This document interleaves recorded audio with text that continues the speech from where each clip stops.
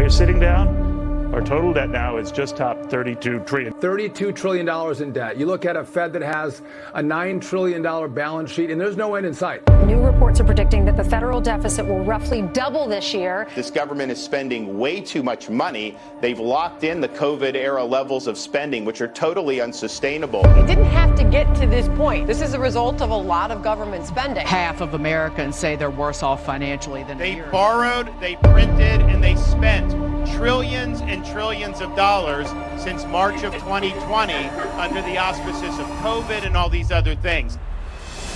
Both parties have done it.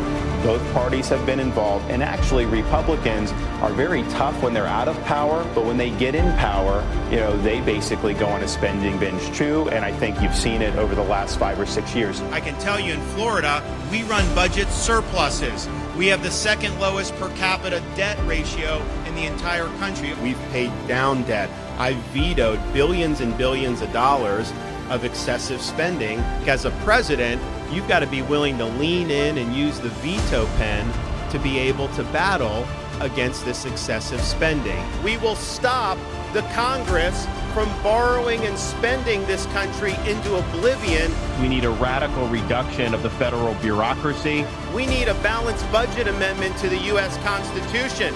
We need term limits for members of Congress. The swamp is not going to like it, but you know what? I've had enough of the swamp imposing its will on us. Now it's the time we, the people, impose our will on it.